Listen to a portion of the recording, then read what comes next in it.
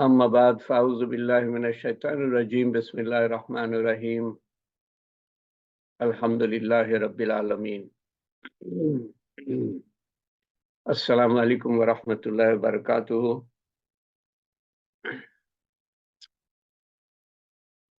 আমরা বেঁচে আছি এই গত 3 দিন পর আমরা মিলিত হচ্ছি প্রত্যেকটা দিন 1.5 লাখ মতো মানুষ কম বেশি দুনিয়া থেকে চলে গিয়েছে 3 দিনে 4.5-5 লাখ মানুষ দুনিয়া থেকে চলে গিয়েছে আমরাও যেতে পারতাম আল্লাহ তাআলা আমাদের নেন নাই এখনো সময় দিয়েছেন সুযোগ দিয়েছেন যারা চলে গিয়েছে যেতে তো হবেই মানুষকে কিন্তু যারা গিয়েছে তারা আর কোনো আমল করতে পারবে না একবার আল্লাহর নাম নিতে পারবে না আল্লাহ শব্দটা উচ্চারণ করতে পারবে না আল্লাহ তাআলার গুণবাচক অনেক নাম আছে একবারও উচ্চারণ করতে পারবে না সুবহানাল্লাহ আলহামদুলিল্লাহ আল্লাহু আকবার প্রত্যেকটার মূল্য সমস্ত দুনিয়া পৃথিবী না দুনিয়ার থেকে মূল্য রাখে বেশি অনেক বেশি অসীম গুণে বেশি তারা উচ্চারণ করতে পারবে না আমরা পারছি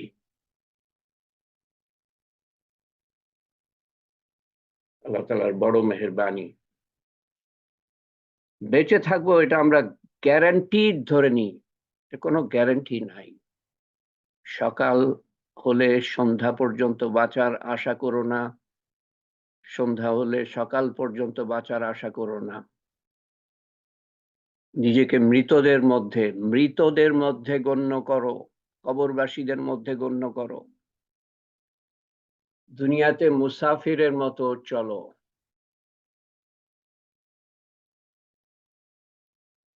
না এখানে একজন আছে শিশু বয়স থেকে বাবা নাই মা নাই মুসাফির ওরা সবাই মুসাফির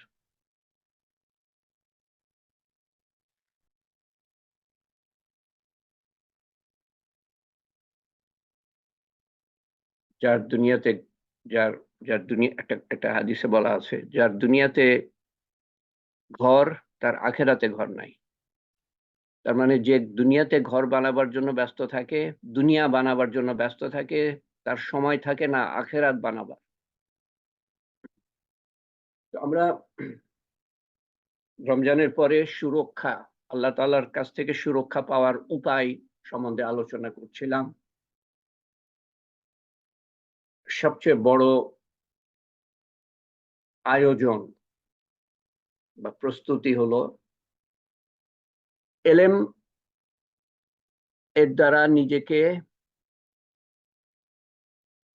সিদ্ধ করা এলেম শিক্ষা করা এলেম বলে দিবে কোন রাস্তায় আমি চলবো এলেম হলো আলো রাস্তা দেখাবে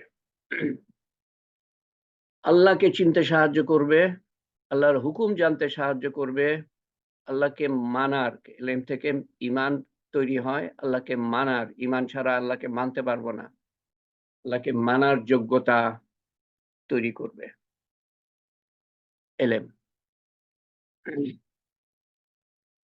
এলেম সম্বন্ধে একটা কি শেষ কথা বলতে চাচ্ছিলাম কোনো মতেই মনে পড়লো না যদি মনে পড়ে পরে বলবো কিন্তু এটা মনে রেখেন যে এলেম ছাড়া আপনি জানবেন না আল্লাহকে এবং আল্লাহকে যদি না জানেন তা আল্লাহর ইবাদত করবেন কি করে আল্লাহকে মানবেন কি করে আল্লাহর হুকুম জানবেন কি করে সেই জন্য এলেম শিক্ষা হলো ফরজ মুসলমানের অন্তর থেকে শয়তান ভুলিয়ে দিয়েছে যে এলেম শিক্ষা হলো ফরজ এবং নামাজ পড়া ফরজ হজ করা ফরজ যাকাত দেওয়া ফরজ রোজা রাখা ফরজ সত্যি কথা বলা ফরজ ধোঁকা না দেওয়া ফরজ ন্যায় করা ফরজ আত্মীয়র সাথে সুসম্পর্ক রাখা ফরজ পিতামাতার আত্মীয় স্বজনের সাথে সুসম্পর্ক রাখা ফরজ।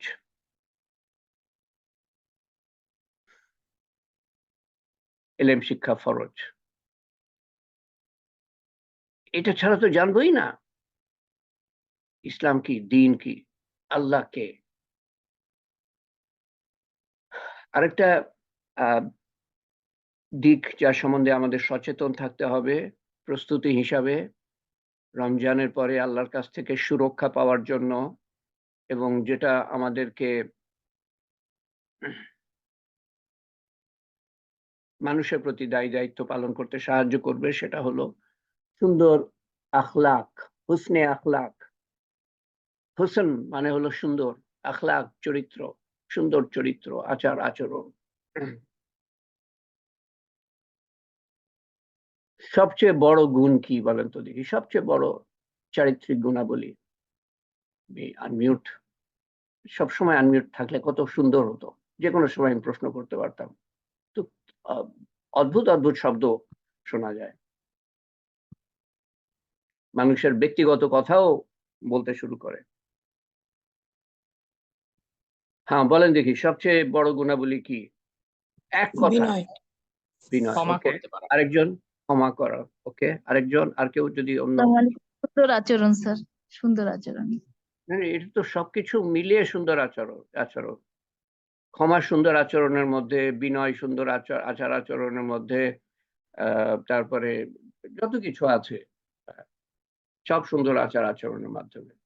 আত্মীয় স্বজনের দেখাশোনা করা, দায়িত্ব। আসসালামু আলাইকুম স্যার। ওয়ালাইকুম সালাম। স্ট্রেট উত্তর, সালামের দরকার নেই, সময়। মাফ করা। মাফ করা।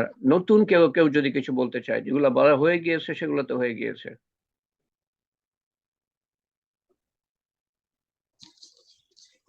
মাফ করা বলা হয়েছে, তারপরে কি বিনয় বলা হয়েছে, তারপর আরেকটা কি যেন কে বললো? আরেকটা মিষ্টি ভাষা, মিষ্টি মধুর ভাষা। ওকে ওকে।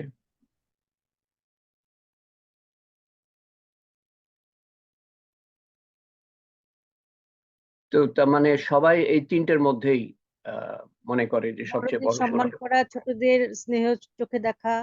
ভেরি গুড, ঠিক আছে। আমি এখানে আজকে মানে এই প্রশ্নের উত্তর এখানেই শেষ করি, কারণ এগিয়ে যেতে হবে এবং আমি উত্তর দিব না এখন, উত্তরটা আমি পরে দিব আমার তরফ থেকে।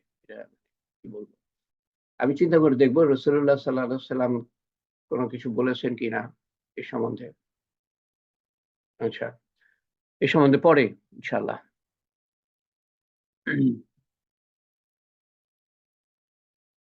তো আগেই বলছিলাম, বান্দার প্রতি দায়িত্ব পালন করতে সাহায্য করে সুন্দর আখলাক। সুন্দর আচার আচরণ না থাকলে মানুষ এক এক সময় এরকম আচরণ করে যে তাদের প্রতি দায়িত্ব পালন করতেই ইচ্ছা করে না। যাকে হয়তো আপনি সাহায্য করছেন, সে আপনার সাথে দেখাই করলো না, গেলেন তার আশেপাশে, দেখাই করলো না, বা কোনো খবরও নিল না। তখন আমাদের মনে হয় যে একে কেন আমি সাহায্য করছি। কিন্তু তখন মনে রাখবেন যে আপনি সাহায্য করছেন আল্লাহর ওয়াস্তে। সে কি করলো না করলো সেটা নির্ণয় করবে না আপনি সাহায্য করবেন কিনা, সেটা নির্ণয় করবে না। আল্লাহর জন্য যদি করে থাকেন, আল্লাহ তাআলা বলেন কোরআন শরীফে যে মানুষের উপকার করবা ধন্যবাদ পাওয়ার জন্য ও না, ধন্যবাদও আশা করবা না। নো থ্যাঙ্কস, এটা হলো আল্লাহর ওয়াস্তে। সে অন্যায় করছে, তারপর আমি সাহায্য করছি। সে আঘাত করছে আমাকে, তারপর আমি আমার উচিত, আমার আত্মীয় সাহায্য করতে হবে, নাহলে তার চলবে না, আমি সাহায্য করছি। উদাহরণ আছে আবু বকর রাদিয়াল্লাহু আনহুর জীবনে। আখলাকের একটা উদাহরণ, আমার এক খালা, উনি ৩৫ বছর অসুস্থ ছিলেন, অথচ কোনো অভিযোগ ছিল না, কোনো সময় অভিযোগ করতে শুনি নাই। সবর, শকর, তাওয়াক্কুলের উদাহরণ। সবরের অর্থ সবাই জানেন, শুকর সবাই জানেন, তাওয়াক্কুল এর অর্থ নাও জানতে পারেন, আল্লাহর উপর ভরসা করতে পারা, তাওয়াক্কুল। এবং তিনটাই বড় ইবাদত, এগুলো শুধু গুণাবলী না, এগুলো ইবাদত। যে অর্থে নামাজকে আমরা ইবাদত মনে করি, এগুলাও ইবাদত। তো এই তিনটে সম্বন্ধে কিছু কথা বলি, তারপরে আরো কয়েকটা গুণাবলী সম্বন্ধে কিছু কথা বলবো। সবর অত্যন্ত মজবুত আমল। এক হাদিসে বলা আছে ইমানের অর্ধেক। তার মানে সবর না থাকলে ইমান থাকবে না, কারণ আল্লাহ তাআলা পরীক্ষা করবেনই। সম্বন্ধে আমরা কথা বলবো ভবিষ্যতে, এই কয়েকদিনের মধ্যেই। আল্লাহ তাআলা পরীক্ষা করবেনই বিভিন্ন ভাবে, এবং কিভাবে করবেন সেই সম্বন্ধে কোরআন শরীফ থেকে আমরা আলোচনা করব ইনশাআল্লাহ। একটা হাদিস বলি আপনাদের, বুখারী শরীফের হাদিস। আবু সাঈদ আল খুদরি রাদিয়াল্লাহু আনহু বর্ণনা করেছেন, রাসূলুল্লাহ সাল্লাল্লাহু আলাইহি সাল্লাম বলেছেন সবর সম্বন্ধে, ধৈর্যের চেয়ে উত্তম ও ব্যাপক কোনো উপহার নেই। ধৈর্যের চেয়ে উত্তম ও ব্যাপক কোনো উপহার নেই, নাই, নাই। ছোট্ট হাদিস, মুখস্থ করে নেন, মুখস্থ করে নেন। ধৈর্যের চেয়ে উত্তম ও ব্যাপক কোনো উপহার নাই। বিভিন্ন ভাবে এটা কাজে লাগে। মানুষ আপনাকে করলো, আপনার প্রতি অন্যায় করলো, আপনি যদি ধৈর্য ধারণ করতে পারেন, আপনাকে ক্ষমা করতে পারবেন। অনেক তাপ, গরম, ধৈর্য থাকলে আপনি সহ্য করতে পারবেন। আল্লাহ তাআলা দিয়েছেন পরীক্ষাটা, ধৈর্য, চরম ধৈর্য। জানি কি কঠিন। আমি যখন ছিলাম অত অত গরম ছিল না বাংলাদেশে, ওইটাই আমার কাছে প্রচন্ড মনে হতো।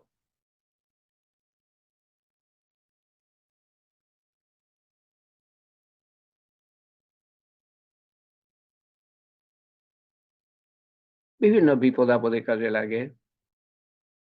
মানুষ আল্লাহর তরফ থেকে বিপদ আপদ, আর মানুষের তরফ থেকে যে যে বিপদ আপদ আসে, মানুষ যে নানান ভাবে আপনার ধৈর্যের পরীক্ষা নেয়, সেটাতে কাজে লাগে। সেজন্য বলা হয়েছে ব্যাপক, ধৈর্যের চেয়ে উত্তম ও ব্যাপক কোনো উপহার নেই। ধৈর্য একটা গুণাবলী। হয়তো এখান থেকে আপনি বলতে পারেন যে ধৈর্য হলো সবচেয়ে বড় গুণাবলীর মধ্যে, সবচেয়ে বড় হোক আর না হোক, সবচেয়ে বড় গুণাবলীর মধ্যে। আল্লাহ তাআলা কোরআনে মজিদে বলেন, বিপদে সবর ও নামাজ অবলম্বন করো। ইস্তাইনু বিসসাবরি ওয়াস সালাহ। বিপদে সবর ও নামাজ এর মাধ্যমে আল্লাহ তাআলার সাহায্য চাও। সবর সুন্দর রূপ ধারণ করবে। আমি মারা যাব, কবরে রাখা হবে, আমাদের আমল, ভালো আমল সুন্দর রূপে কবরে আমাদের সাথে যাবে, খারাপ আমল বিশ্রী রূপে, উদ্ভট রূপে কবরে আমাদের সাথে যাবে। আমলই সাথে যাবে, ধন দৌলত, খ্যাতি, যশ, ক্ষমতা, ডিগ্রি, গয়নাগাটি, এগুলো যাবে না। ঘর বাড়ি, একটা ইটও যাবে না, আমল যাবে। তো বিভিন্ন নেক আমল সুন্দর রূপ ধারণ করে চারিদিকে, বান্দার চারিদিকে থাকবে, আর আর বদ আমল বিশ্রী রূপ নিয়ে থাকবে। তো সবরও সুন্দর রূপ নিয়ে থাকবে। এবং একটা হাদিস এরকম আছে যে একটা বান্দা, তার আমল অত মজবুত না এবং কবরের আযাব ঠেকাতে পারবে না। কবরের আযাব ঠেকানোর মতো মজবুত আমল না, তার সবর ছিল মজবুত। তো সবর এসে কবরের আযাবকে ঠেকিয়ে দিবে। সবর এসে কবরের আযাবকে ঠেকিয়ে দিবে। এখানে নামাজ, রোজা, হজ, যাকাত, অন্যান্য আমল, সদকা, খয়রাত, মানুষের সাহায্য করা, এগুলা দুর্বল ছিল। সবর মজবুত ছিল, সবর ঠেকিয়ে দিবে।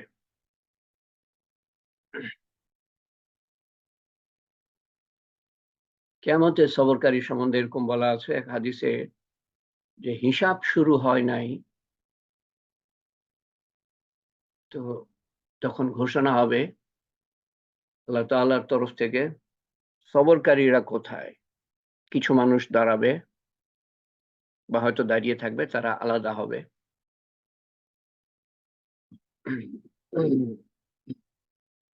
সবরকারীরা কোথায়?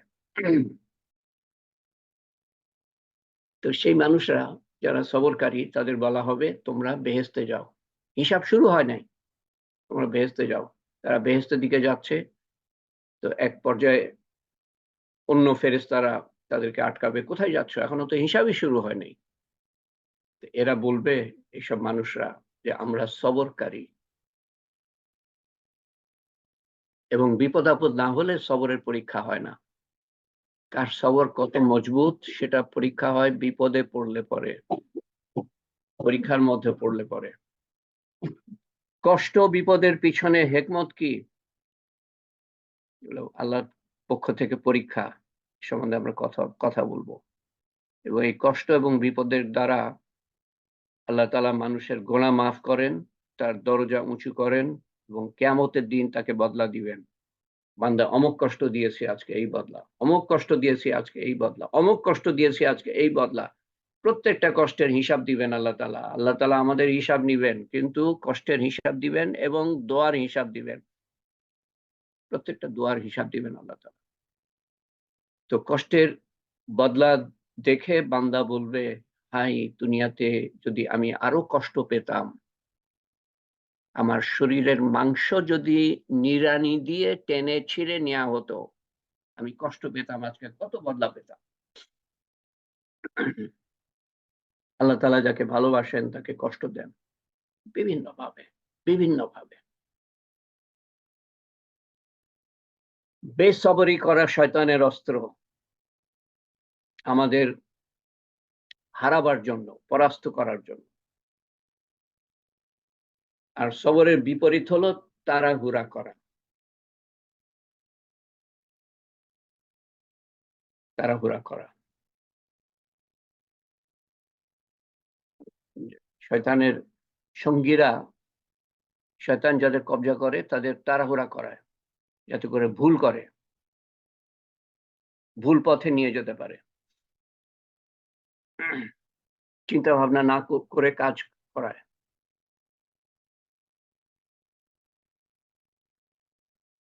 শয়তানের দোস্ত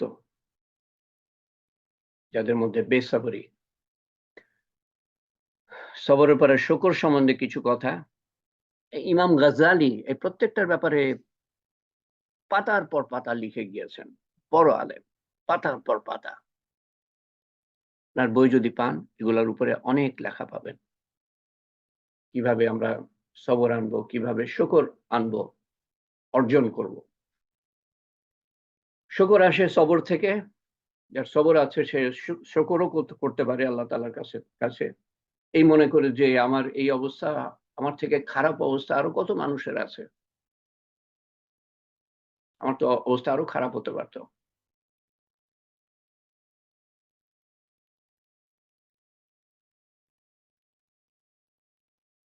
আমার এক শিক্ষক ছিল, প্রফেসর হিন্দু, এই বস্টনে। একবার জিজ্ঞেস করলাম যে কেমন কেমন আছেন আপনি? সে বলে যে আরো খারাপ হতে পারতো। তো আমি ভাবলাম যে কি হলো আবার, খারাপ হতে পারতো মানে কি? তো বললো যে আমার পিতা মারা গিয়েছে, আরো খারাপ হতে পারতো। হিন্দু,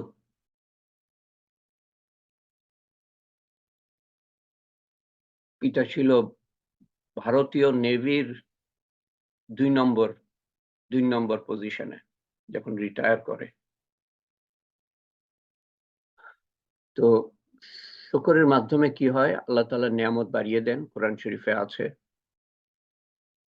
শুকরিয়া আদায় করো। আল্লাহ তাআলা বলছেন না যে আমার প্রতি, আল্লাহ তাআলা বলছেন শুকরিয়া আদায় করো, আমি বাড়িয়ে দিব, নিয়ামত বাড়িয়ে দিব। আমার প্রতি বলছেন না এই জন্য যে অনেক সময় অনেক সাহায্য, অনেক উপকার মানুষের মাধ্যমে আসে। তখন তো সে মানুষের প্রতি শুকরিয়া আদায় করতে হবে এবং তারপর আল্লাহর প্রতি, কারণ আল্লাহ তাআলা তার মনের মধ্যে ঢেলে দিয়েছেন। কখনোই মনে না করি যে একটা মানুষ করছে। অবশ্যই আল্লাহ তাআলা তার মনে ঢেলে দিয়েছেন। একটা মানুষ করছে, সেখানে আল্লাহকে আমি আনলাম না। শিরক, এক ধরনের শিরক। শরিক করছি। একটা মানুষের ক্ষমতা আছে? না, কারো ক্ষমতা নাই। কারো ইচ্ছাও নাই আপনার উপকার করার, আল্লাহ তাআলা যদি ঢেলে না দেন, এবং ক্ষমতাও নাই আপনার উপকার করার, আল্লাহ তাআলা যদি ক্ষমতা না দেন। বিপরীত হলো অকৃতজ্ঞতা। অকৃতজ্ঞতা। তো এই কথাটা একটু একটু আশা করি বুঝতে পেরেছেন যে আমরা যে শুকরিয়া আদায় করি না আমাদের লাভের জন্য, আল্লাহ তাআলার কিছুই যায় আসে না আপনি শুকরিয়া আদায় করলেন আর না করলেন, কিচ্ছু যায় আসে না। আপনি ইবাদত করলেন আর না করলেন, আল্লাহ তাআলার কিচ্ছু যায় আসে না। যায় আসবে আপনার আমার। আমরা যদি ইবাদত না করি, শুকর না করি, সবর না করি, আমাদের যায় আসবে। ভালো গুণাবলী অর্জন না করি, আমাদের যায় আসবে। আল্লাহ তাআলা আমাদের নেয়ামত বাড়িয়ে দিবেন। তো কার লাভ হবে? বিপরীত হলো অকৃতজ্ঞতা। প্রতিকূলতার মধ্যে সবর, খারাপ অবস্থা সবর করা। নেয়ামত প্রাপ্ত হলে শুকর করা, এবং শুধু শুকর না, নেয়ামতের সৎ ব্যবহার করা। অনেক ধন দৌলত দিলেন, এটা কি শুধু আমাকে দিলেন নাকি মানুষের জন্য তার মধ্যে আছে? আল্লাহ তাআলা বলেন যে মানুষের মধ্যেও তার মধ্যে আছে। ক্ষমতা দিয়েছেন কিসের জন্য? মানুষের সেবা করার জন্য। পদবি দিয়েছেন কিসের জন্য? মানুষের সেবা করার জন্য। ডিগ্রি দিয়েছেন কিসের জন্য? মানুষের সেবা করার জন্য। খ্যাতি দিয়েছেন কিসের জন্য? মানুষের সেবা করার জন্য। ডাক্তার বানিয়েছেন কিসের জন্য? মানুষের সেবা করার জন্য। ধন সঞ্চয় করার জন্য না। ধন তো আসবে, এমনিতেই আসবে। তো নিয়ত যদি থাকে যে না, আমি আল্লাহর সৃষ্টির সেবা করব, আমি যা কিছু করছি তার মাধ্যমে আল্লাহর সৃষ্টির সেবা করব, আমার জীবনের লক্ষ্য হলো আল্লাহর সৃষ্টির সেবা করা। তো আমার জীবনের লক্ষ্য অর্জন করতে যে প্রস্তুতি, সেই প্রস্তুতি নেওয়াও ইবাদত হবে, এবং আমি যে সেবা করছি সেটাও ইবাদত হবে। আমরা বাচ্চাদের, সন্তানদের শিখাই তুমি ডাক্তার হবা, তুমি ইঞ্জিনিয়ার হবা, তুমি আর্মিতে যাবা, তুমি নেভিতে যাবা, তুমি এয়ারফোর্সে যাবা, তুমি উকিল হবা, তুমি জজ হবা, তুমি ম্যাজিস্ট্রেট হবা, ইত্যাদি ইত্যাদি। দুনিয়ার মধ্যে সীমাবদ্ধ। কিন্তু একটু যদি বাড়িয়ে বলি, তুমি ডাক্তার হবা মানুষের সেবা করার জন্য, আল্লাহর বান্দার সেবা করার জন্য। আল্লাহর বান্দার, মানুষের না, আল্লাহর বান্দার সেবা, আল্লাহর সাথে জুড়ে দিবেন।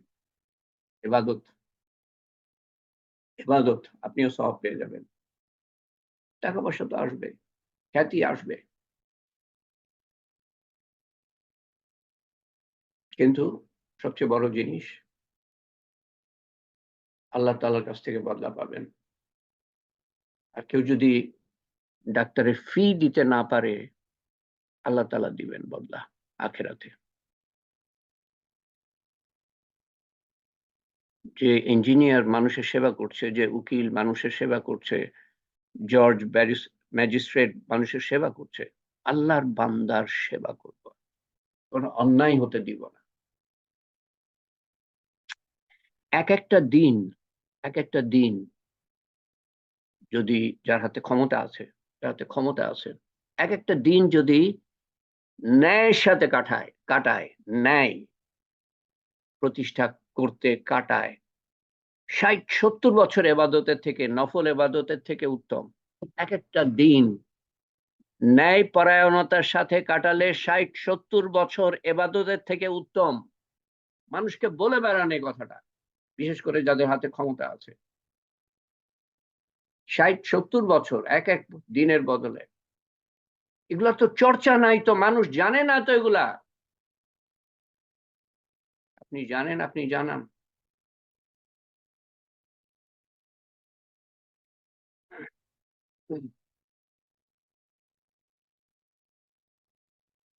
পুলিশ অফিসারদের জানান, পুলিশের মানুষদের।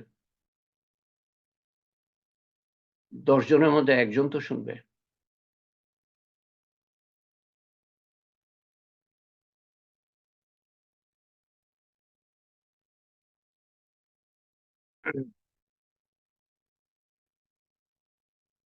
আমি 2020 সালে 2 দিন পুলিশ একাডেমি সারদাতে ক্লাস নিয়েছিলাম তাদের অনুরোধে, প্রিন্সিপাল সাহেবের অনুরোধে 2 দিন।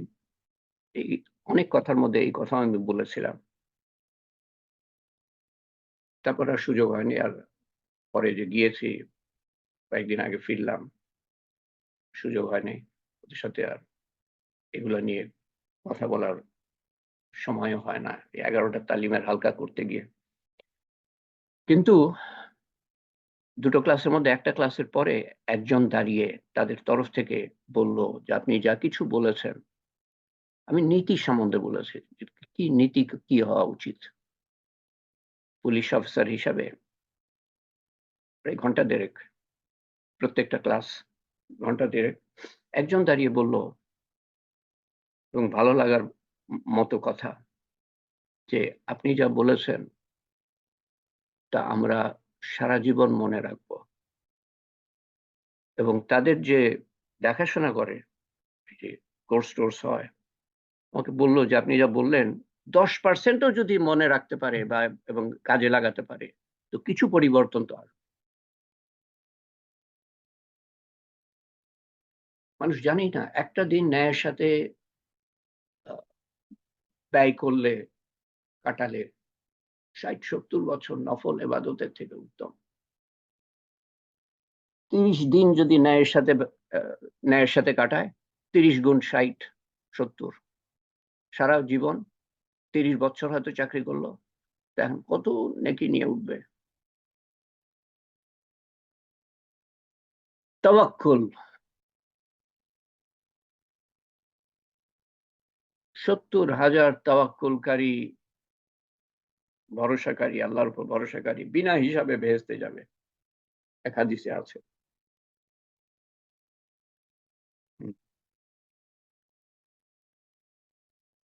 তারা কি করবে? আল্লাহর উপর ভরসা করবে। তারা কোন, কি বলে বাংলায়, কি হবে এটা, কুসংস্কারে বিশ্বাস করবে না। কুসংস্কারের উদাহরণ যেমন শনিবারটা ভালো বা শনিবারটা খারাপ, রাস্তার ডান দিক থেকে বাম দিকে কুকুর গেলে কি হয়, ইত্যাদি ইত্যাদি বিভিন্ন ধরনের কুসংস্কার আছে আমাদের দেশে, প্রত্যেক দেশেই আছে আসলে। কুসংস্কারে বিশ্বাস করবে না। যারা যারা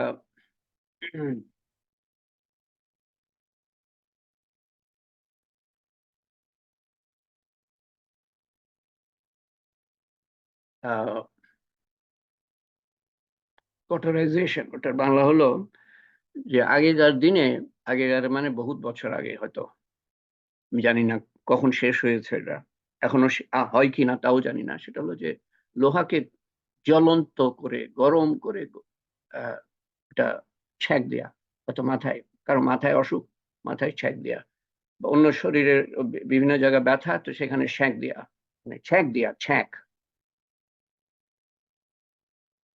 জ্বলন্ত লোহা। জ্বলন্ত লোহা মানে অত্যন্ত গরম লোহা, এগুলা করবে না। আর 3 নম্বর, যারা ঝাড়ফুঁক চাইবে না। ঝাড়ফুঁক মানুষের কাছে গিয়ে চাইবে না, যে আমাকে ঝেড়ে দাও, ফুঁকে দাও। এরকম 70,000 মানুষ আল্লাহর উপর ভরসাকারী এবং বাকি 3টে কাজ করবে না, তারা বেহেশতে যাবে বিনা হিসাবে। কঠিন হিসাব, যে হিসাবের মধ্যে পড়বে না সে কঠিন অবস্থার মধ্যে পড়বে। হিসাব শুরু হওয়ার আগেই যাও বেহেশতে যাও। তো আপনি হয়তো বলতে পারেন যে না, এত সংখ্যা তো খুব কম হয়ে গেল। 70,000 সাহাবারাই তো ছিলেন 1,24,000 কমপক্ষে। কমপক্ষে বিদায় হজে 1,24,000 ছিলেন, সবাই তো আর আসতে পারেন নাই। তারপরে তাবেঈন, তাদের যে কি মর্তবা কল্পনাই করতে পারি না। তাবেঈন কি ইবাদত বন্দেগী করে গিয়েছেন তারা। তা আমরা তো আসি না তাহলে। অন্য হাদিসে আছে যে প্রত্যেক 1000-এর সাথে, এই 70,000-এর মধ্যে প্রত্যেক 1000-এর সাথে 70,000, প্রত্যেক 1000-এর সাথে 70,000 বেহেশতে যাবে। তাহলে এখন আপনি চিন্তা করেন যে কতজন। 70,000-এর মধ্যে প্রথম 1000, তার সাথে আরো 70,000, দ্বিতীয় 1000, তার সাথে আরো 70,000, তৃতীয় 1000, তার সাথে আরো 70,000। চিন্তা করেন কত তাহলে হয়।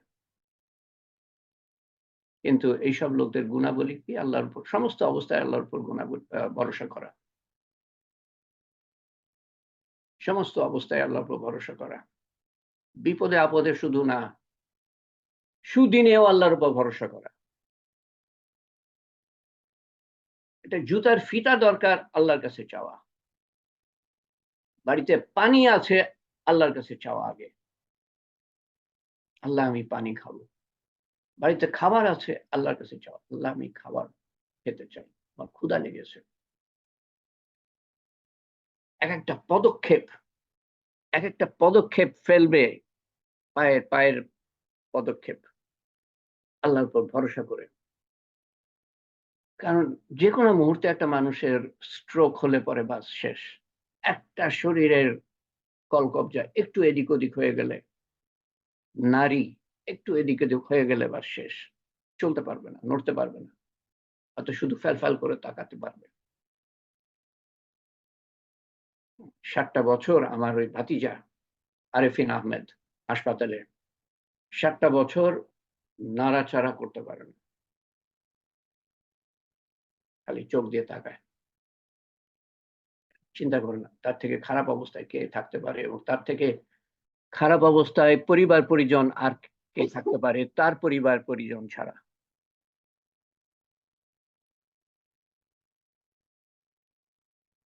তো প্রত্যেক অবস্থায়, প্রত্যেক মুহূর্তে, প্রত্যেক পদক্ষেপে, প্রত্যেক চাওয়ার বেলায় প্রয়োজন মিটানো, আল্লাহর কাছে চাওয়া আগে। আছে, আমার বাড়িতে আছে, তারপরেও আল্লাহর কাছে চাওয়া।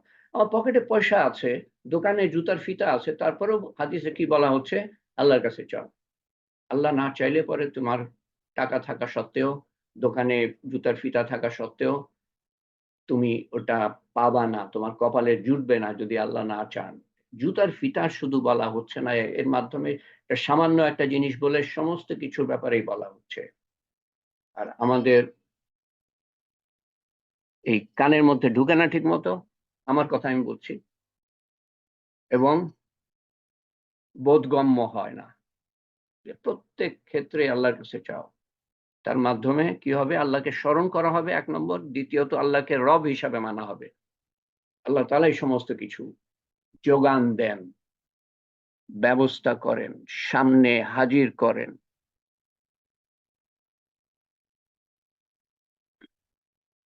অত্যন্ত উঁচু দরের ইবাদত, অত্যন্ত উঁচু দরের।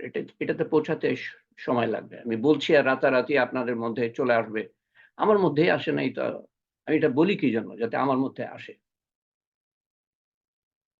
কিন্তু এই দিকে যাওয়ার চেষ্টা করুন, নিয়ত করবেন যেন আমি সমস্ত কিছুর ব্যাপারে আল্লাহর উপর ভরসা করতে শিখব। প্রত্যেক দিন সেটার চেষ্টা করেন, এবং এই কথাটা যত মানুষকে বলবেন তত কিন্তু আপনার মধ্যে আসবে। এবং তখন আর কি বললাম আমি? যে ঝাড়ফুঁক চাইতে যাবেন না মানুষের কাছে। বিশেষ করে যারা কোরআন শরীফের বাইরে যারা ঝাড়ফুঁক করে, তাদের কাছে তো যাবেনই না। যারা মুসলমানই না, হয়তো ওঝা বলে না হিন্দুদের, ওঝা, যাবেনই না। শিরক, শিরিকের মাফ নাই, আপনি তো মাফ চাইবেন না। আপনি তো মনে করবেন যে যে আমি তো ভালো কাজের জন্য গেলাম, একজন অসুস্থ, তো তাকে সুস্থ করার জন্য নিয়ে গেলাম আমি একটা ওঝার কাছে, হিন্দু, এবং সে কুফরি কালাম দিয়ে এর মাধ্যমে কি ঝাড়ফুঁক করলো আল্লাহই জানে। শিরক। কিন্তু আর মাফ চাইবেন না, এই অবস্থায় আপনি কবরে যাবেন, তো সম্বন্ধে কঠিন কথা বলা আছে। শিরক আল্লাহ তাআলা মাফ করেন না। মৃত্যুর আগে যদি কেউ মাফ না চায়, যদি না বুঝে যে শিরিক করেছে, মাফ না চায়, তো আল্লাহ তাআলা মাফ করেন না। আশা করি কথাগুলা কানে গিয়েছে, কারণ যেটা আমি বললাম অত্যন্ত গুরুত্বপূর্ণ, যে শিরিক আল্লাহ তাআলা মাফ করেন না। ঝাড়ফুঁকে যাবেন না। হ্যাঁ, অবশ্যই আপনি যেতে পারেন, এটা হারাম না, কিন্তু যদি শরীয়ত মতো হয়, কোরআন এবং হাদিস থেকে কেউ যদি ঝাড়ফুঁক করে তার কাছে যেতে পারেন, কিন্তু আপনি কিন্তু ওই 70,000-এর মধ্যে থাকছেন না। আপনি নিজে করেন, কারণ হাদিসে কি বলা আছে, যে ঝাড়ফুঁক চায় মানুষের কাছে গিয়ে ঝাড়ফুঁক নেয়। নিজে আপনি করতে পারেন, সূরা ফাতিহা পড়েন, আয়াতুল কুরসি পড়েন, সূরা বাকারার শেষ আয়াত দুটো না তিনটে যেন, আমানা রাসূলু বিমা উনজিলা ইলাইহি মির রাব্বিহি ওয়াল মুমিনুন, ওটা পড়েন। সূরা ইখলাস পড়েন, সূরা ফালাক পড়েন, সূরা নাস পড়েন, ঝাড়ফুঁক করেন, মানে থু করা, থুতু না ফেলা, বা ফু দেয়া, নিজে করেন। বা কেউ এসে আপনাকে করলো নিজের থেকে, আপনি চাইলেন না, আপনি 70,000-এর মধ্যে থাকবেন, কিন্তু এটা নিজের থেকে গিয়ে চাওয়া। আপনি আপনার সন্তান অসুস্থ, আপনি তাকে ঝাড়ফুঁক করেন, যেগুলো বললাম আবার আমি রিপিট করব সামনের বার যাতে মনে থাকে। আপনি নিজে করেন, সে চায় নাই, সে 70,000-এর মধ্যে থাকবে। আপনি অসুস্থ, আপনি করেন, রাসূলুল্লাহ সাল্লাল্লাহু আলাইহি ওয়াসাল্লাম করতেন এবং উনি করতে বলেছেন।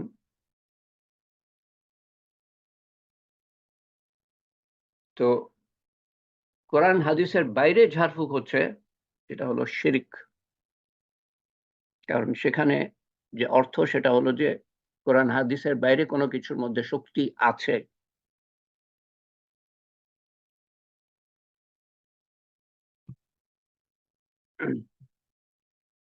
আজকে এইটুকু থাক। এই যে প্রথম লাইনটাতে আমরা আছি, তাওয়াক্কুলের, আমি আশা করছিলাম যে পুরাটাই শেষ করতে পারবো। পুরাটা মানে আরো কয়েকটা গুণাবলী সম্বন্ধে বলা আছে, মানে আমি তুলে ধরেছি।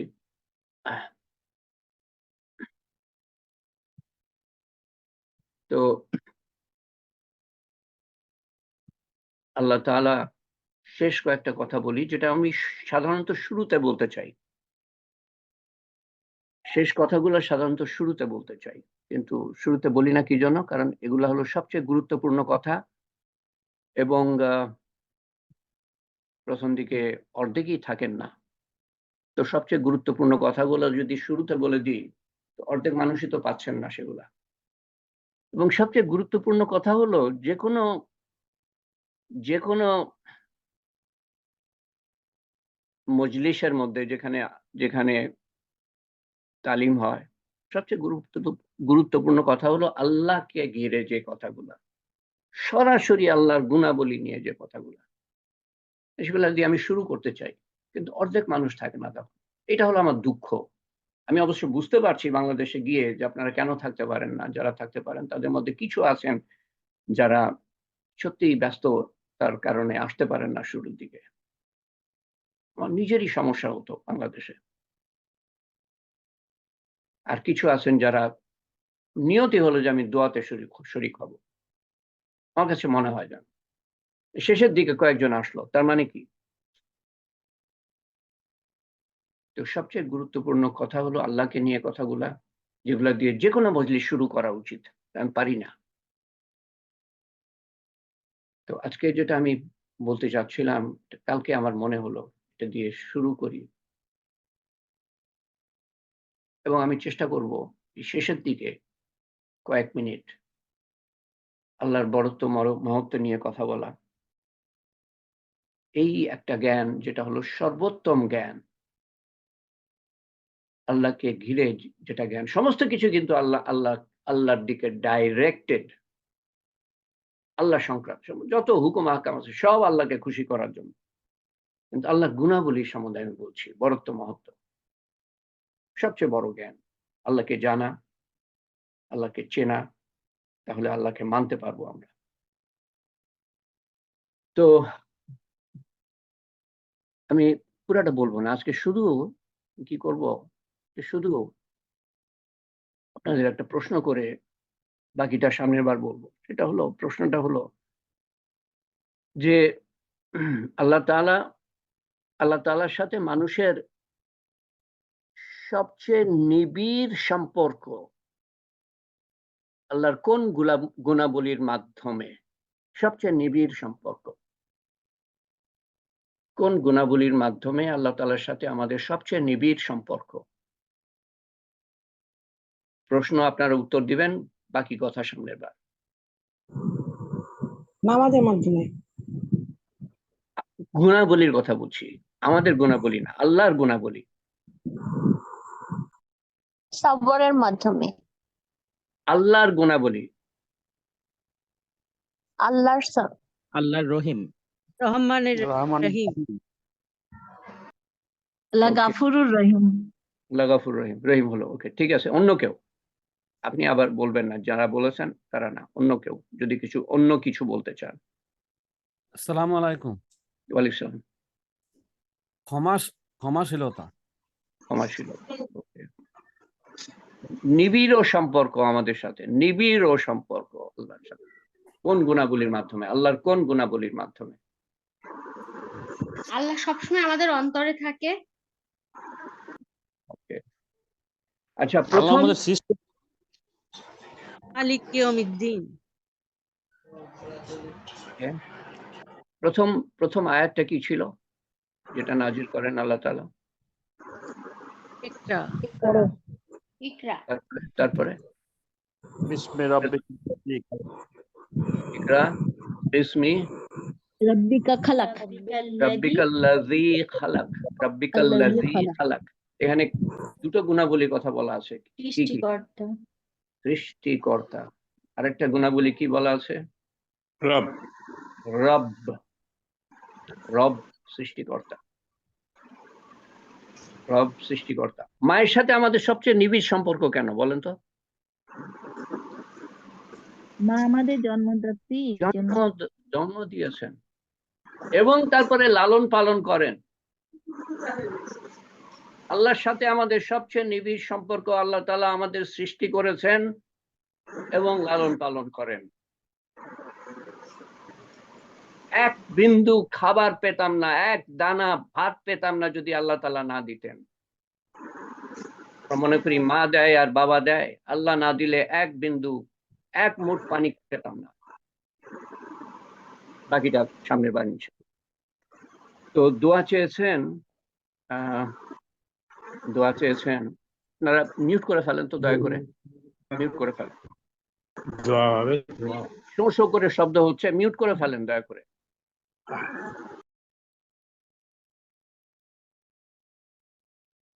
দোয়া চেয়েছেন প্রথমত, এর আগেবার চেয়েছিলেন ইশরাত জাহান। আমি এটা দেখি নাই, কারণ এমন সময় পাঠিয়েছে যে আমি ঘুম থেকে উঠে তালিমের হালকা শুরু করেছি, আমি এটা দেখার সময় পাই নাই। আবার বলছি, আমি আপনাদের সময় বাংলাদেশ সময় বিকাল 4টার আগে যদি পাঠাতে পারেন তো আমি ওটা দেখে ঘুমাতে পারবো, ফজরের নামাজ পড়ে ঘুমাতে পারবো। এবার আমি উঠেই কিন্তু রেডি হয়ে আমি সামনে বসে যাই, ওই জন্য আমি দেখতে পারি না। তো 4টার আগে যদি পাঠান মেসেজ, আমি দেখে তারপরে ঘুমাবো। আর যদি সেটা না পারেন তো এই যে চ্যাট বক্স আছে, এখানে চ্যাট বক্সের মাধ্যমে নাইমুর রহমান সাহেব প্রায় মেসেজ দিয়ে থাকেন, ওভাবে দিবেন ছোট্ট করে। অসুখ বিসুখের কি বলে যেন, অসুখ বিসুখের বিস্তারিত বর্ণনার কোনো প্রয়োজন নাই। আল্লাহর কাছে আমরা দোয়া করছি, আল্লাহ তাআলা তো জানেন। তো এই চ্যাট বক্সের মাধ্যমে দিবেন। যদি আপনাদের বিকাল 4টার পরে যদি কোনো কিছু রিকোয়েস্ট করার প্রয়োজন পড়ে। তো আমি এটা দেখি নাই। ইরশাদ জাহান লিখেছিল, আমার চাচাতো বোনের স্বামীর পেটে ঘা হয়েছে, হাসপাতালে ভর্তি আছে, নাম মাসুদ রানা, আল্লাহ তাআলা তাকে সুস্থ করে দেন। আমি পরে খবর নিয়েছি, এখনো হাসপাতালে আছে এবং এখনো শোচনীয় অবস্থায় আছে। এবং ইরশাদ জাহান এটাও লিখেছিল যে আমার বান্ধবীর বাবা স্ট্রোক করে মারা গেছেন, ইন্না লিল্লাহি ওয়া ইন্না ইলাইহি রাজিউন, নাম মোহাম্মদ আব্দুল মান্নান। আল্লাহ তাআলা ওনার জন্য আমরা দোয়া করব, আল্লাহ তাআলা ওনাকে জান্নাতুল ফেরদৌস নসিব করেন। আর ফেরদৌসী বেগম কানাডা থেকে আজকে মেসেজ পাঠিয়েছে, আমি দেখার সময় পেয়েছিলাম, তালিমের আগে একটু সময় ছিল। আমার বোনের ছেলে অসুস্থ, আপনাদের সকলের কাছে দোয়া চাই। আপনাদের মানে আপনাদের সকলের কাছে দোয়া চাই। বোনের ছেলের নাম মোহাম্মদ রায়ান, আল্লাহ তাআলা রায়ানকে সুস্থতা দান করেন, সবল করেন, সহায় হন, সদয় হন। এবং আমাদের মধ্যে যারা যারা অসুস্থ আছেন, যেমন আরিফিন আহমেদ, যেমন আবু বকর সাহেব শোচনীয় অবস্থায়, দোয়া করেন। যারা যারা অসুস্থ আছেন, আমি নাম নিই আর না নিই কিচ্ছু যায় আসে না, সবাইকে আল্লাহ তাআলা সুস্থ করেন, সবল করেন, সহায় হন। এবং আমরা সূরা ফাতিহা একবার পড়ি, সূরা ইখলাস 3 বার পড়ি। এবং আব্দুল মান্নান, মরহুম আব্দুল মান্নান সাহেবের জন্য আমরা দোয়া করব, ইনশাআল্লাহ বকশে দিব। এবং এই যে পড়াটা 3 বার সূরা ইখলাস পড়লে কোরআন খতমের সওয়াব আপনার আমার আপনজন প্রিয়জন যারা কবরে শায়িত তারাও পেয়ে যাবেন, তারাও পেয়ে যাবেন, শুধু জনাব আব্দুল মান্নান না। এবং আমরা তাকে চিনি না, কিন্তু সত্যিকারের উদারতা হলো কারোর জন্য কিছু করা যাকে আমি চিনি না, এবং সেও জানতে পারবে না কোনোদিন যে আমি কিছু করেছি তার জন্য। এটা হলো সত্যিকারের উদারতা, সত্যিকারের বদান্যতা, সত্যিকারের উপকার করা। এবং আপনি আমিও একদিন থাকবো না, আল্লাহ তাআলা আপনার আমার জন্য মানুষ নিয়োজিত করে দিবেন যারা আমাদের জন্য দোয়া করবে। আউযু বিল্লাহি মিনাশ শাইতানির রাজিম, বিসমিল্লাহির রহমানির রহিম, আলহামদুলিল্লাহি রাব্বিল আলামিন, আর রহমানির রহিম, মালিকি ইয়াউমিদ্দিন, ইয়াকা না'বুদু ওয়া ইয়াকা নাস্তাঈন, ইহদিনাস সিরাতাল মুস্তাকিম, সিরাতাল লাযিনা আন'আমতা আলাইহিম গায়রিল মাগদুবি আলাইহিম ওয়ালাদ-দাল্লিন। বিসমিল্লাহির রহমানির রহিম, কুল হুয়াল্লাহু আহাদ, আল্লাহুস সামাদ, লাম ইয়ালিদ ওয়া লাম ইউলাদ ওয়া লাম ইয়াকুল লাহু কুফুয়ান আহাদ। বিসমিল্লাহির রহমানির রহিম, কুল হুয়াল্লাহু আহাদ, আল্লাহুস সামাদ, লাম ইয়ালিদ ওয়া লাম ইউলাদ ওয়া লাম ইয়াকুল লাহু কুফুয়ান আহাদ। বিসমিল্লাহির রহমানির রহিম, কুল হুয়াল্লাহু আহাদ, আল্লাহুস সামাদ, লাম ইয়ালিদ ওয়া লাম ইউলাদ ওয়া লাম ইয়াকুল লাহু কুফুয়ান আহাদ। আমাদের তালিমের হালকার যে সওয়াব, এক অধ্যায় ইলম শিক্ষা করলে 1000 রাকাত নফল নামাজ পড়ার থেকে উত্তম।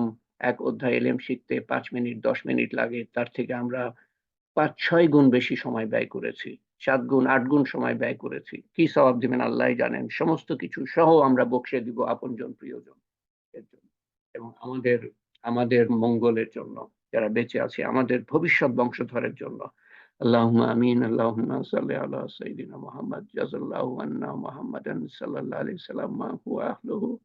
আল্লাহুম্মা আনতা রাব্বি লা ইলাহা ইল্লা আনতা আলাইকা তাওয়াক্কালতু ওয়া আনতা রাব্বুল আরশিল কারীম। মাশাআল্লাহু কানা ওয়া মা লাম ইয়াশা লাম ইয়াকুন। ওয়ালা হাওলা ওয়ালা কুওয়াতা ইল্লা বিল্লাহিল আলিয়্যিল আযীম। আ'লামু আন্নাল্লাহা আলা কুল্লি শাইইন কাদির ওয়া আন্নাল্লাহা কাদ আহাতা বিকুল্লি শাইইন ইলমা। আল্লাহুম্মা ইন্না আউযু বিকা মিন শাররিন নাফসি ওয়া মিন শাররি কুল্লি দাব্বাতিন আনতা আখিযুম বিনাসিয়াতিহা। ইন্না রাব্বি আলা সিরাতিম মুস্তাকিম। আল্লাহুম্মা আসআলুকা ঈমানান কামিলান, ইয়াকিনান সাদিকান, ইলমান নাফিয়া, রিজকান ওয়াসিআ, আমালান সালিহা, হায়াতান তাইয়্যিবা, দুআ মুস্তাজাব, লিসানান যাকিরা, কলবান খাশিয়া, রিজকান হালালান তাইয়্যিবা, শিফা'আ মিন কুল্লি দাই, ইয়া কাযিল হাজাত। يا رافع الدرجات يا حلال المشكلات يا موجب الدعوات برحمتك نستغيث يا فاطر السماوات والأرض أنت ولي في الدنيا والآخرة হে পাক পরবর্তীগার তুমি আমাদের বলা শোনা আমল ব্যক্তিগত সমষ্টিগত তেলাওয়াত তসবিহ তাহলিল সমস্ত কিছুর ভুল ভ্রান্তি সংশোধন করে তোমার শাহী দরবারে কবুল করে নিও আল্লাহ এবং তার সওয়াব রাসূল করিম সাল্লাল্লাহু আলাইহি সাল্লামের রূহ মুবারকের কাছে পৌঁছে দিও আল্লাহ এবং তার সওয়াব পৌঁছে দিও মরহুম আব্দুল মান্নানের রূহের কাছে এবং আমাদের আপনজন প্রিয়জন নিকটজন এর কাছে। আমাদের মধ্যে কেউ সন্তান হারিয়েছে, কেউ স্বামী হারিয়েছে, কেউ স্ত্রী হারিয়েছে, পিতামাতা হারিয়েছে, শ্বশুর শাশুড়ি হারিয়েছে, দাদা দাদি, নানা নানি, চাচা চাচি, ফুপা ফুপু, খালা খালু, মামা মামি, আত্মীয় স্বজন, বন্ধু বান্ধব, শিক্ষক শিক্ষয়িত্রী, পাড়া প্রতিবেশী হারিয়েছে আল্লাহ তথা সমস্ত মুসলমানের কাছে পৌঁছে দিও আল্লাহ। তাদের কবরের আযাব মাফ করে দিও, কবরকে প্রশস্ত করে দিও, কবরকে নূর দিয়ে পরিপূর্ণ করে দিও, কবরকে জান্নাতুল ফেরদৌসের বাগান বানিয়ে দিও এবং তাদের দরজা উঁচু করে দিও প্রতিটা দিন। আমরা যখন কবরে যাব আল্লাহ আমাদের প্রতি তোমার সর্বোত্তম ব্যবহার দেখিও। আমরা যখন কিয়ামতের দিন আপনজন সহ উঠব, যখন কোনো ছায়া থাকবে না সেই উত্তপ্ত দিনে তোমার আরশের ছায়া ছাড়া, তোমার আরশের ছায়া আমাদের ঠাঁই দিও আল্লাহ। আমাদের হিসাব সহজ করো, আমাদের দুশ্চিন্তা দূর করো, আমাদের আমলনামা ডান হাতে দিও আল্লাহ। আমাদের পরবর্তী ঘাটিতে তোমার সর্বোত্তম ব্যবহার দেখিও। মিজান যখন বসানো হবে, দাঁড়িপাল্লা পুলসিরাত যখন পাড়ি দিতে হবে এবং দোজখ যেন পার করে যেতে পারি বেহেশতের সামনে এবং জান্নাতুল ফেরদৌসে যেন দাখিল হতে পারি আল্লাহ। এবং জান্নাতুল ফেরদৌসের মূল্য যদিও আমরা দিতে পারবো না আল্লাহ, তোমার হাবিব বলেছেন জান্নাতুল ফেরদৌস চাইতে তোমার কাছে, তাই তোমার কাছে জান্নাতুল ফেরদৌসের আবদার পেশ করছি আল্লাহ।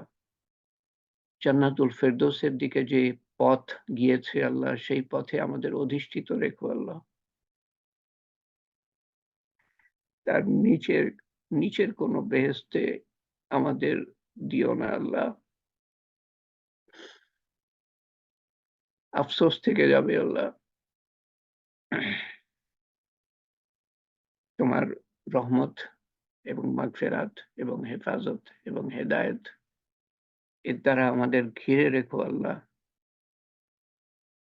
আমাদের বংশধরকে ঘিরে রেখো, সমস্ত মুসলমানকে ঘিরে রেখো, তাদের বংশধরকে ঘিরে রেখো আল্লাহ, যাতে করে শয়তানের ধোঁকার থেকে আমরা বেঁচে থাকতে পারি। প্রতিটা মুহূর্তে আমাদেরকে ঘিরে রেখো, মানুষের কুমন্ত্রণা থেকে বেঁচে থাকতে পারি আল্লাহ, এবং নফসের তাড়না থেকে বেঁচে থাকতে পারি, এবং দুনিয়ার মারাত্মক আকর্ষণ থেকে বেঁচে থাকতে পারি, এবং তোমার সন্তুষ্টি অর্জন করতে পারি। তোমার সন্তুষ্টি অর্জনের আগে পৃথিবী থেকে নিও না আল্লাহ। হে পাক পরওয়ারদিগার, সর্বোত্তম দিনে এবং সর্বোত্তম ক্ষণে এবং সর্বোত্তম স্থানে যেন আমাদের রূহ দুনিয়ার থেকে তোমার সামনে হাজির হয়, কলেমা সহ শয়তানের শেষ চেষ্টা ব্যর্থ করে দিয়ে তোমার সন্তুষ্টি অর্জন করার পরে। হে পাক পরওয়ারদিগার, তুমি আমাদের মনের নেক হাজত পুরা করে দিও, আমাদের বিপদ আপদ দূর করে দিও, আমাদের অসুস্থতা সুস্থতায় পরিণত করে দিও, আমাদের অন্তরে যাদের কথা নাড়া দেয়, বিচলিত করে, আপনজন অসুস্থ, বিপদগ্রস্ত, তাদের বিপদ দূর করো আল্লাহ, অসুস্থতা দূর করো আল্লাহ। আমাদের প্রত্যেকটা নেক হাজত পুরা করো, যা আমাদের ক্ষতি আনতে পারে পৃথিবীতে, তার বদলা আখেরাতে দিও। তোমার হুকুম জানার ও মানার, পুরাপুরি জানার ও মানার তৌফিক দান করো। ধীরে ধীরে প্রত্যেকটা দিন যেন আমরা পুরা দিনের দিকে এগিয়ে যেতে পারি, পুরা দিন জানার জন্য এলেম শিখতে পারি এবং মানুষের কাছে পৌঁছে দিতে পারি। তোমার বান্দাদের প্রতি দায় দায়িত্ব জানার ও মানার তৌফিক দান করো। যাদের প্রতি দায় দায়িত্ব পালন করি নাই, তাদেরকে তুমি তোমার তরফ থেকে বদলা দিও, যাতে তারা আমাদের ক্ষমা করে দিতে পারে আল্লাহ, এবং আমরা ধ্বংসের হাত থেকে বেঁচে যেতে পারি আল্লাহ। আমাদের গোনা খাতা মাফ করে দিও আল্লাহ, এবং ভবিষ্যতে গোনার থেকে দূরে রেখো, যেমন পূর্ব থেকে পশ্চিম তুমি দূরে রাখো। হে পাক পরওয়ারদিগার, তুমি আমাদের কবুল করে নিও আল্লাহ। তোমার কবুলিয়তই হলো সমস্ত কিছু আল্লাহ। আমাদের এই ছোট্ট প্রয়াস তুমি কবুল করে নিও, আমাদের তৌফিক বাড়িয়ে দিও। দুনিয়ার পৃথিবীর আনাচে কানাচে মানুষ যত যেখানেই দিনের মেহনত করছে, তা কবুল করে নিও এবং তাদের তৌফিক বাড়িয়ে দিও। এবং দুনিয়ার আনাচে কানাচে মানুষ যেখানে কষ্টের মধ্যে, বিপদের মধ্যে, অভাব অনটনের মধ্যে আছে, তাদের কষ্ট, বিপদ, অভাব অনটন দূর করে দিও। যারা নির্যাতনের মধ্যে আছে, তাদের নির্যাতন থেকে রক্ষা করো আল্লাহ। এবং যারা নির্যাতন করছে, তাদের কপালে হেদায়েত থাকলে হেদায়েত দিও, আর যদি হেদায়েত না থাকে তাদের ধ্বংস করে দিও আল্লাহ। ربنا آتنا في الدنيا حسنة وفي الآخرة حسنة وقنا عذاب النار وقنا عذاب الموت وقنا عذاب القبر وقنا عذاب الحشر وقنا عذاب الميزان وقنا عذاب الصراط وقنا عذاب المسيح الدجال.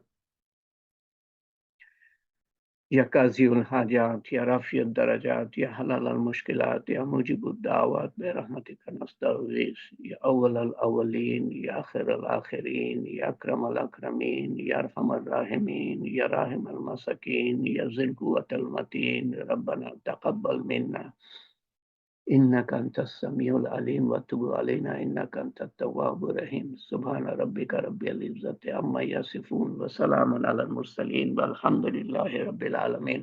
وحد لا إله إلا الله محمد رسول الله صلى الله عليه وسلم. ইনশাআল্লাহ আমরা সামনের বুধবারে মিলিত হব।